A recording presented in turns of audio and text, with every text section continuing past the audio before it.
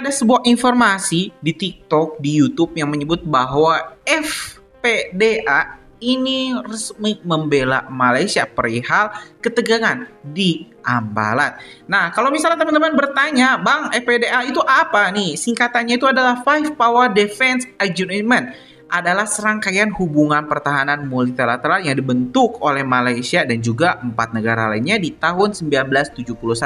Anggotanya siapa? Oh, nggak kaleng-kaleng nih teman-teman anggotanya. Yang pertama, Inggris. Ini rajanya penjajah ya. Ini terus ada Australia. Ini memang Australia juga panas-panasnya dengan Indonesia ya. Selandia Baru, Malaysia, dan juga Singapura.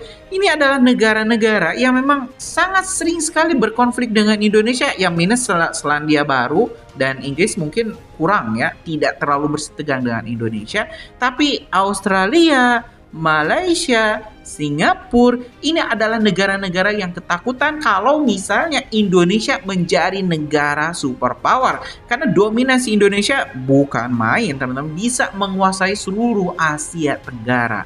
Kita bisa lihat, teman-teman, bagaimana Australia dulu bahkan pernah ya menyadap informasi dari para pejabat di Indonesia. Kita lihat ini Singapura. Singapura itu sangat ketakutan kalau misalnya Batam mengambil alih jalur perdagangan. Kalau Malaysia, ya sudah kita tidak usah sebut lah. Malaysia sedang bersitegang dengan Indonesia soal berbagai wilayah-wilayah sengketa. Ada Kampung Nunukan, ada juga Ambalat, teman-teman. Jadi banyak sekali yang sedang dipersitegangkan.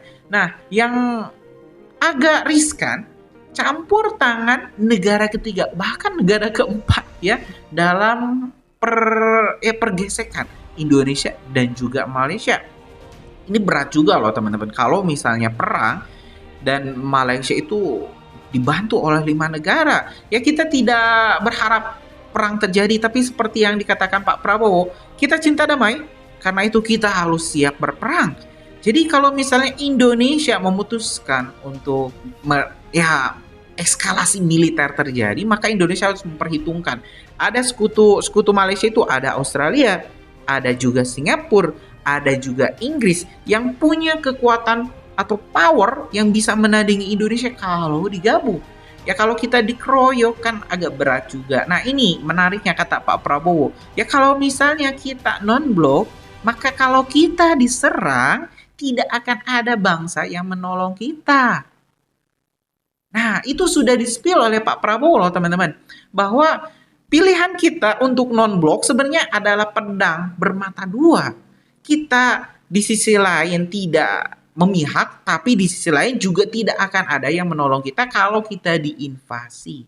Nah, ini menariknya kalau Malaysia kan memang ada pecahan dari Inggris. Bahkan ya lambang benderanya juga terinspirasi dari kejayaan Inggris saat itu. Jadi otomatis negara-negara pecahan Inggris dulu ya, Britania Raya, ini bakal saling bahu-membahu, sedangkan Indonesia hanya sendiri. Karena itu Pak Prabowo mengatakan kita harus berdikari, kita harus kuat, kita harus mandiri, pertahanan kita harus kita perkuat. Nah, hari ini kita bakal tengok dulu informasi yang menyebut bahwa FPDA atau 5 negara ini akan membantu Malaysia kalau misalnya terjadi perang antara Indonesia dan juga Malaysia. Oke, teman-teman, tanpa panjang lebar, kita simak informasi. Ratusan tahun mereka adu domba kita sampai sekarang. Dengan uang, mereka membiayai LSM-LSM untuk mengadu domba kita. Mereka katanya adalah penegak demokrasi, HAM, kebebasan pers. Padahal itu adalah versi mereka sendiri. Saudara-saudara sekalian, saya tidak mengajak bangsa Indonesia untuk curiga sama bangsa asing. Kita tidak boleh dipermainkan oleh bangsa manapun. Kita ingat kata-kata proklamator kita. Bangsa Indonesia harus berdiri di atas kaki kita sendiri. Gila sih, kawasan Laut Sulawesi lagi-lagi bikin geger. Malaysia disebut-sebut coba bawa Inggris masuk ke sengketa Ambalat dan langsung disambar tegas sama Presiden Prabowo Subianto. Jangan ada kekuatan asing ikut campur urusan kedaulatan Indonesia, tegasnya. Kalimat itu bukan cuma sindiran halus, tapi tamparan diplomatik yang bikin Malaysia bungkam dan Singapura ikutan waspada. Dunia pun sadar, Indonesia sekarang bukan negara yang bisa ditekan seenaknya lagi. Langkah Malaysia menggandeng Inggris dianggap sebagai bentuk kepanikan diplomatik. Daripada hadapi Indonesia secara langsung, mereka malah berlindung di balik bekas penjajahnya. Tapi bagi Indonesia, ini bukan sekadar soal wilayah, ini soal kehormatan bangsa. Prabowo menegaskan bahwa kedaulatan nggak bisa dinegosiasikan, apalagi diganggu oleh kepentingan negara luar yang masih bermental kolonial. Efeknya langsung terasa di kawasan. Negara-negara ASEAN mulai memperhatikan gerak Indonesia. Singapura, yang ekonominya bergantung penuh pada stabilitas maritim, ikut was-was. Kalau konflik Ambalat makin panas, jalur perdagangan internasional di Laut Sulawesi bisa terganggu. Dan itu berarti efeknya bukan cuma ke Indonesia atau Malaysia, tapi ke seluruh kawasan. Dari sisi pertahanan, TNI AL udah lama siap tempur.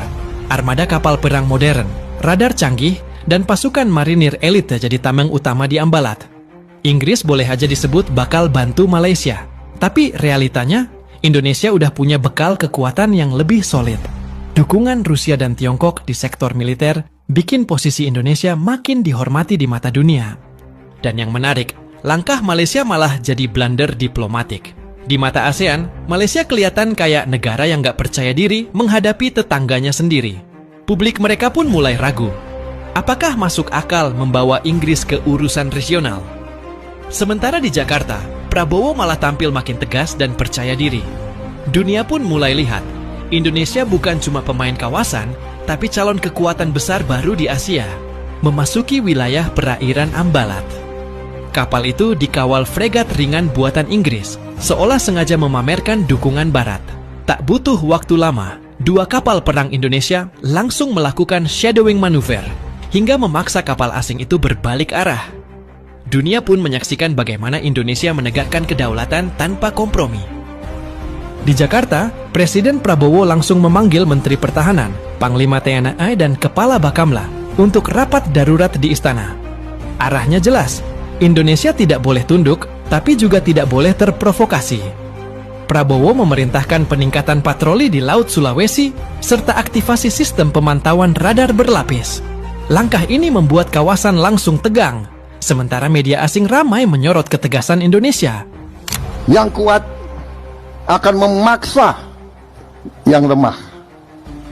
Karena itu saudara-saudara, saya sampaikan di mana-mana, kita harus sadar bahwa Indonesia selalu akan diganggu dan sedang diganggu.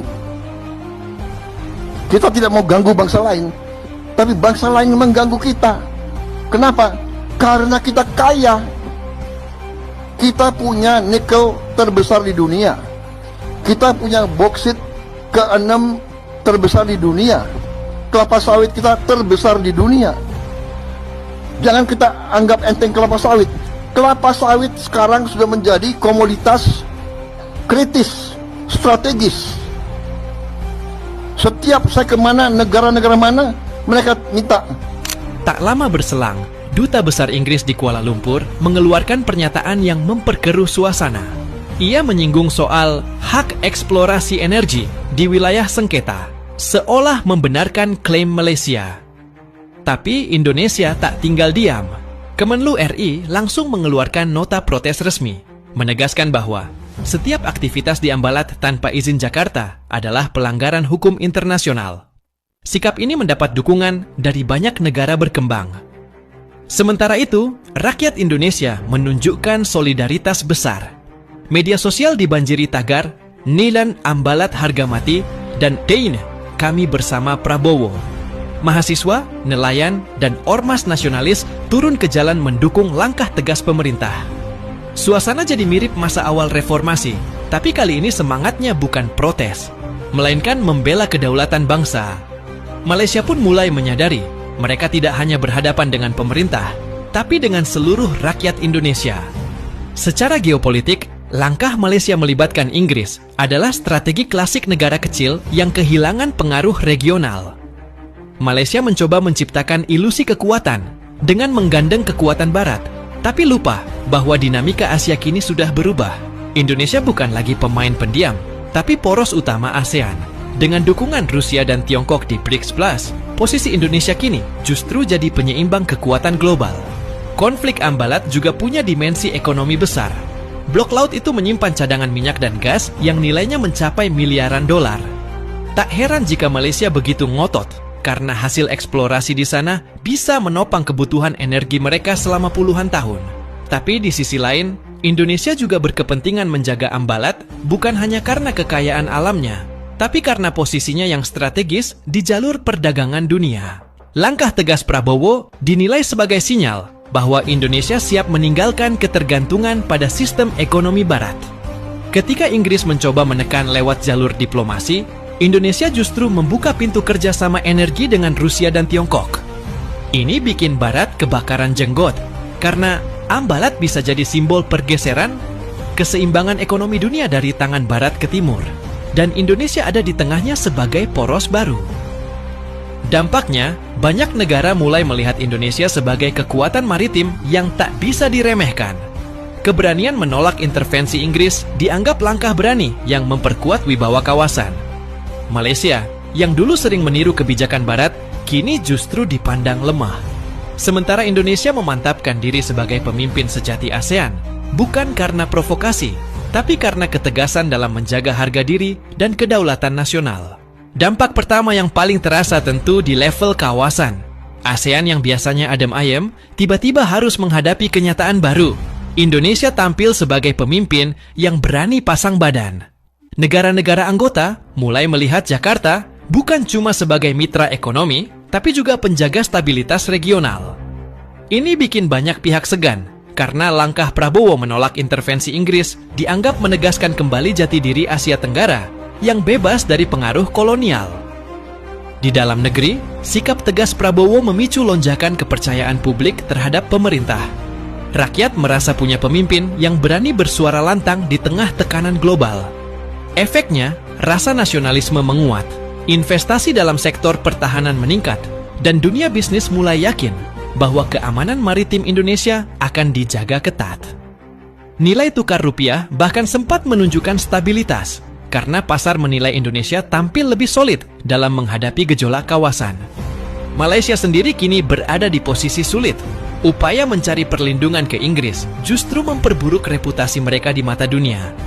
Media internasional menyoroti langkah itu sebagai bentuk neodependensi, tanda bahwa kolonialisme modern masih hidup dalam bentuk diplomasi. Di sisi lain, Indonesia berhasil mengubah krisis menjadi momentum. Dunia melihat bangsa ini nggak cuma jago bicara, tapi juga berani bertindak. Dan dari situ, reputasi Indonesia di panggung global naik ke level baru. Kalau lihat arah situasi sekarang, kecil kemungkinan Indonesia akan melunak. Pemerintahan Prabowo bakal terus menegaskan posisi bahwa Ambalat adalah bagian sah dari kedaulatan RI. Langkah yang diprediksi bakal diambil adalah memperkuat kehadiran militer di kawasan, sambil tetap membuka ruang diplomasi lewat jalur ASEAN. Tujuannya jelas, biar Malaysia sadar kalau Indonesia nggak cuma bicara keras, tapi juga siap dengan kekuatan nyata di laut. Dari sisi geopolitik, Indonesia akan makin dekat dengan Rusia dan Tiongkok. Bukan cuma untuk pamer kekuatan, tapi juga buat jaga keseimbangan pengaruh Barat di Asia Tenggara. Langkah ini bisa bikin Inggris dan sekutunya mikir 2 kali sebelum ikut campur. Bahkan, bukan nggak mungkin Indonesia bakal dorong pembentukan blok pertahanan maritim baru di Indo-Pasifik, semacam payung kerja sama alternatif di luar dominasi Amerika dan Inggris. Sementara itu, Malaysia kemungkinan bakal mencoba menurunkan tensi lewat diplomasi ASEAN atau jalur bilateral. Tapi kalau mereka masih ngotot menggandeng Inggris, justru itu bakal mempercepat isolasi politiknya di kawasan. Indonesia di sisi lain akan terus memperkuat diplomasi bebas aktif dengan gaya baru. Lebih tegas, tapi tetap elegan. Dan kalau tren ini berlanjut, bisa jadi era baru politik Asia Tenggara akan dimulai, di mana Indonesia jadi pusat gravitasi utama. Jadi jelas banget, langkah Prabowo buat nyetop intervensi Inggris di konflik Ambalat ini bukan cuma urusan politik, tapi juga soal harga diri bangsa. Indonesia udah terlalu lama dianggap enteng di mata dunia, dan sekarang saatnya nunjukin taring. Ketegasan Prabowo bikin Malaysia kebakaran jenggot, Inggris terpaksa ngerem, dan Singapura ikut deg-degan karena stabilitas regional bisa goyah kalau Indonesia benar-benar main keras. Ini momentum kebangkitan nasionalisme dalam bentuk nyata. Tapi tentu aja, perjuangan belum selesai. Konflik Ambalat bukan sekadar rebutan blok minyak, tapi simbol pertarungan pengaruh antara Barat dan Asia. Kalau Indonesia bisa jaga keseimbangan antara kekuatan militer dan diplomasi, ini bakal jadi presiden penting buat negara-negara ASEAN lain. Dunia bakal lihat bahwa kedaulatan itu bukan cuma slogan.